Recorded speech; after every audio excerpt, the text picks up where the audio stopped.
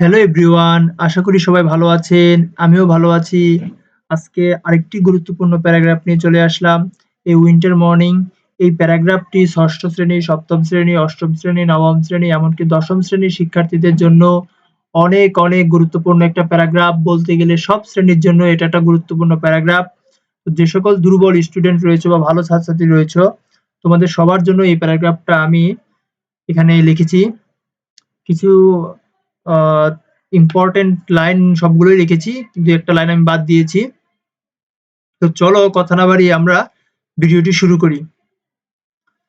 তো এভরিওয়ান সবাই প্যারাগ্রাফটি মন দিয়ে আগে পড়াটা দেখবে। আমি কিভাবে পড়িয়ে দিচ্ছি, উচ্চারণগুলো খেয়াল করবে। আমি তোমাদের সুবিধার্থে এখানে বাংলা অর্থটাও রেখেছি এবং তার পাশাপাশি নিচে ভোকাবুলারি রেখেছি। তো ভোকাবুলারি কেন রেখেছি? অর্থগুলো মুখস্থ থাকলে তুমি সহজেই প্যারাগ্রাফটা মনে রাখতে পারবে বা ভুলে গেলে বাংলাটা খেয়াল করে তুমি লেখার ট্রাই করতে পারবে। তো চলো আমরা পড়ি। এ উইন্টার মর্নিং, একটি শীতের সকাল। A winter morning is misty and cold. একটি শীতের সকাল কুয়াশাচ্ছন্ন এবং ঠান্ডা। There is dense fog everywhere. যে চারদিকে ঘন কুয়াশা থাকে বা সব জায়গায় ঘন কুয়াশা থাকে। সামটাইমস মাঝে মাঝে the fog is so dense, কুয়াশা এতই ঘন হয় যে the sun rays can not get through it, সূর্যের আলো এর ভিতর দিয়ে যেতে পারে না। আমরা সবাই জানি শীতকালে কখনো কখনো অনেক কুয়াশা পড়ে যখন সূর্যের আলো আসে না। Even things at a little distance can hardly be seen. আবার খেয়াল করো, even things at a little distance can hardly be seen, এমনকি কাছের জিনিসও ভালো করে দেখা যায় না। Birds chirping is not heard, পাখির কিচিরমিচির শোনা যায় না।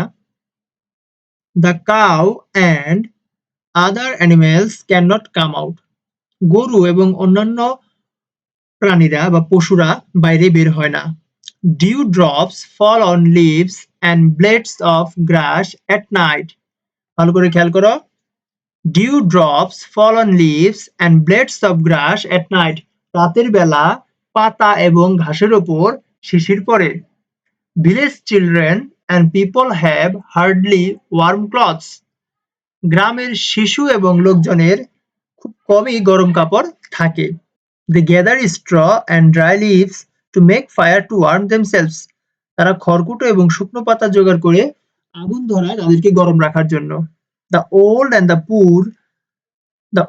The poor bask in the sun in order to warm themselves, বৃদ্ধ এবং দরিদ্ররা রোদে আগুন পোহায় তাদেরকে উষ্ণ করার জন্য।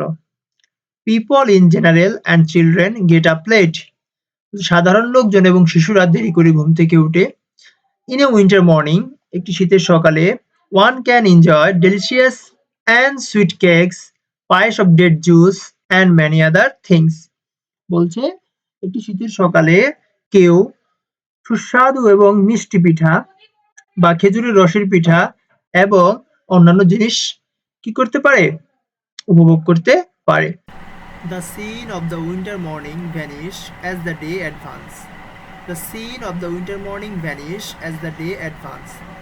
দিন শুরু হওয়ার সাথে সাথেই শীতের সকালের দৃশ্যটা চলে যায় বা মুছে যায়।